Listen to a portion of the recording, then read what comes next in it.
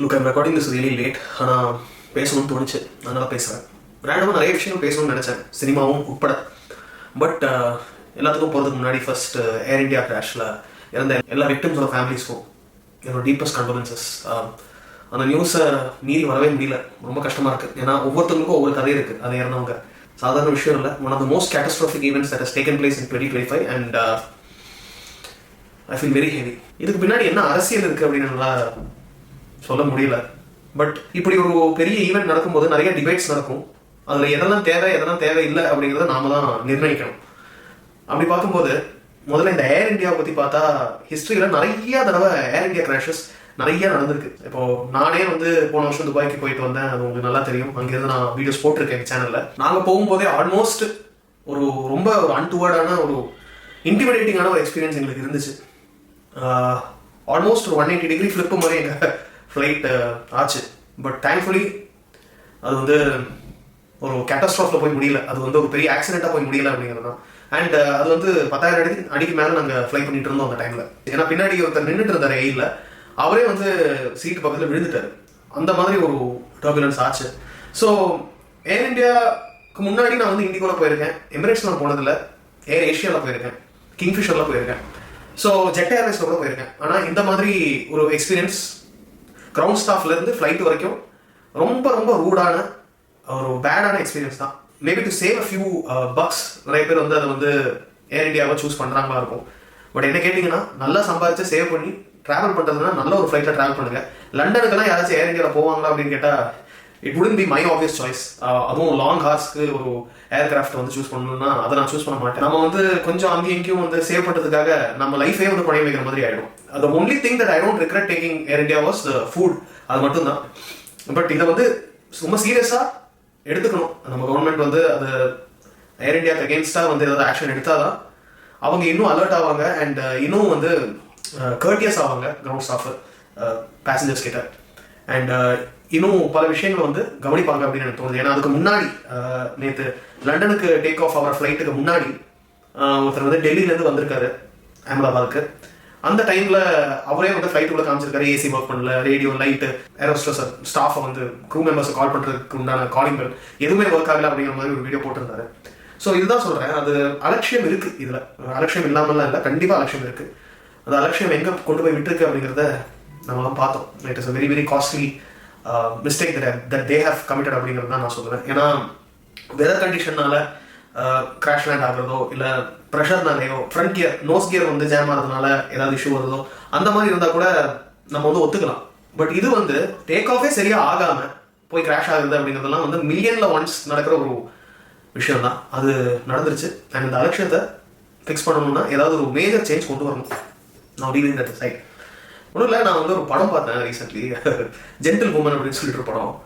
அதை I was shocked by the things that were conveyed through the film. And to make myself sure, நான் சில YouTube videos எல்லாம் போய் பார்த்தேன், public opinion about the film அப்படின்னு சொல்லி.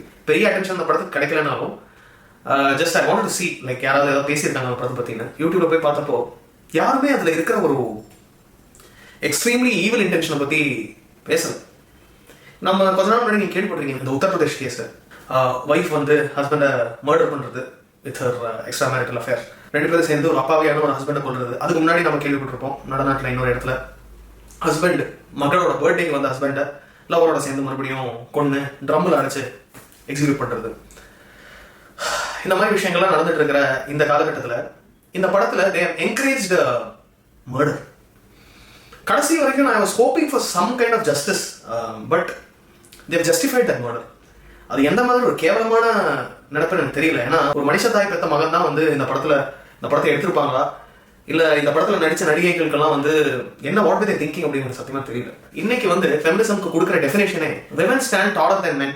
விமனுக்கு மென் அடிமைகளாக இருக்கணும். எந்த விதத்துலலாம் அவங்களை டார்ச்சர் பண்ண முடியுமோ, எந்த விதத்துலலாம் அவங்களை புல் டவுன் பண்ண முடியுமோ, எங்கெல்லாம் அவங்களோட வயிற்றுல அடிக்க முடியுமோ அதெல்லாம் பண்ணுறதுக்காக தான் ஃபெமினிசம் அப்படிங்கிற ஒரு ஆயுதத்தை கையில் எடுத்துக்கிறாங்க. It is not for defence, it is for attack அப்படிங்கிற மாதிரி தான் இருக்கும். ஸோ அப்படி இருக்கிற பட்சத்தில் என்ன பொறுத்த வரைக்கும் கிரைமுக்கோ அஃபென்ஸுக்கோ ஜெண்டர் கிடையாது. யார் செஞ்சாலும் தப்பு தான் அப்படிங்கிற ஒரு பெர்ஸ்பெக்டிவ்ல வாழணும். நான் அப்படிதான் இருக்கணும்னு ஆசைப்படுறேன், எல்லாருமே என்னை சுற்றி இருக்கிறவங்க. பட் நம்ம இப்படி நடுநிலையில் நின்னோன்னு வச்சுக்கோங்களேன், நமக்கு 2 சைட்லேருந்து சப்போர்ட் கிடைக்குதோ இல்லையோ அடி விழும். பட் அதெல்லாம் யார் கண்டுக்கிறா? நமக்கு நியாயம் பேசுறது தானே முக்கியம். அந்த வருஷத்துல பார்க்கும்போது இந்த படத்தோட அந்த ஜென்டில் உமன் அப்படிங்கிற அந்த படத்தோட டீசர் நான் முதல்ல பார்த்தப்போ ஏஸ்தெட்டிக்லி ரொம்ப அழகா இருந்துச்சு. அதுக்காக தான் I was waiting to watch the film. படம் வந்தப்போ கூட, படம் பார்க்குறப்போ கூட எனக்கு அதுலலாம் எந்த ஒரு தப்பும் படலை.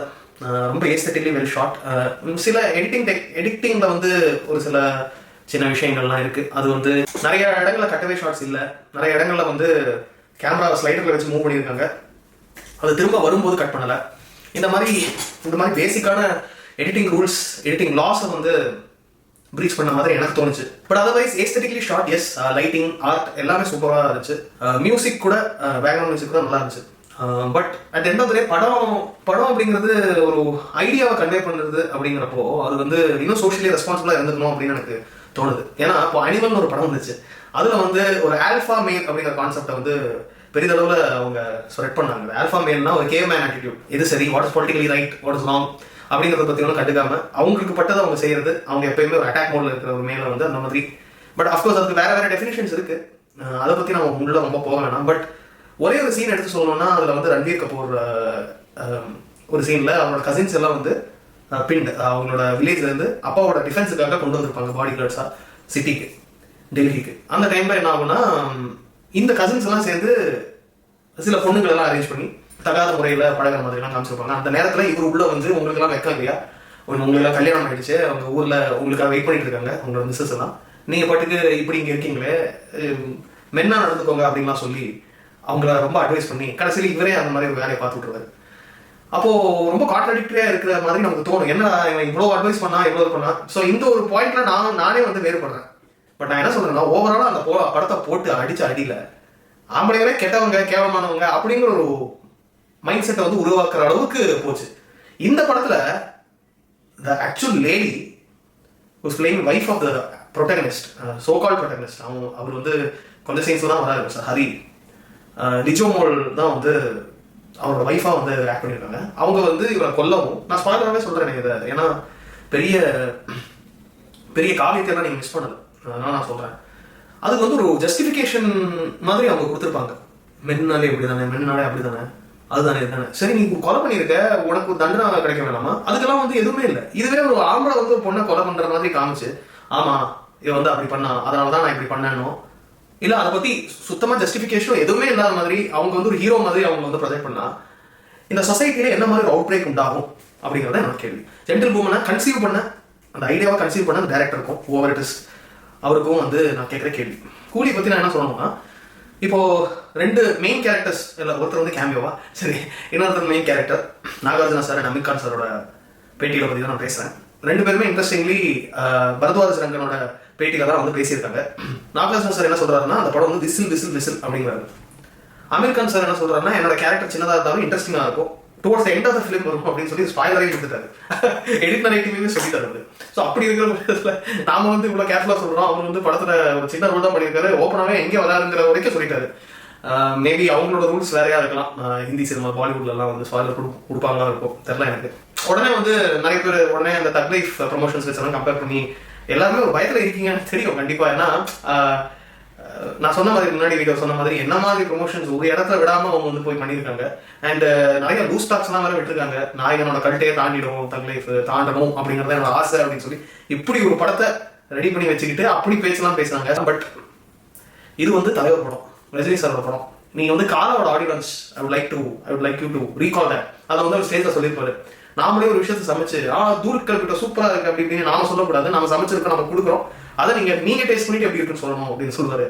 அந்த ஒரு மைண்ட் செட்ல தலைவர் வெரி வெரி கிளியர். அவர் வந்து ஜெயிலர் அப்ப கூட படம் வந்து அப்படி வந்திருக்கு, ஆஹா மியூசிக் அணி பின்னிட்ட அப்படிங்கிற மாதிரிலாம் எதுவும் அவர் வந்து அந்த படத்தை பேஸ் பண்ணி அவர் சொல்லலை. So you have to understand certain things has to be said. சில விஷயம் சொல்லி தான் ஆகும். இப்போ ஒரு படத்தை விற்கிறதுனா தாராளமாக சொல்லணும், இப்போ என்ன மாதிரி படமா இருக்க போகுது அப்படிங்கிறது. ஸோ அதுக்கு ஒரு பேஸ் லைனாக தான் இந்த மாதிரி விஷயங்களை நான் பார்க்குறேன். பெரிய ஒரு எப்படி சொல்றது, போஸ்டிங் கிடையாது, போஸ்டிங்கோ தற்பெருமையோ இல்லை ஒரு விஷயத்தை ஊதி பெருசாக்கியோ அந்த மாதிரிலாம் எதுவும் சொல்லலை. இப்போ எனக்கும் தெரிஞ்ச நானும் பார்த்த சில ஒரு சில விஷயங்கள்ல நானுமே புரிஞ்சுக்கிட்ட விஷயம் தான் அது. அப்புறம் நிறைய பேர் நிறைய தடவை கேட்டிருக்காங்க, இந்த தலைவருக்கு வந்து வில்லனா, டோட்டலி ஒரு வில்லனா அப்படிங்கிற மாதிரி. நான் புரிஞ்ச வரைக்கும் தலைவர் டோட்டலா ஒரு வில்லன் கிடையாது, ஆனா கிரே ஷேட் இருக்கும் அப்படிங்கிறத நான் புரிஞ்சு வச்சுக்கிட்டது. ஏன்னா நான் கேட்டு நான் பார்த்த விஷயங்களை வச்சு நான் சொல்லணும்னா ஒரு கிரே ஷேட் கண்டிப்பா தலைவருக்கு இருக்கு.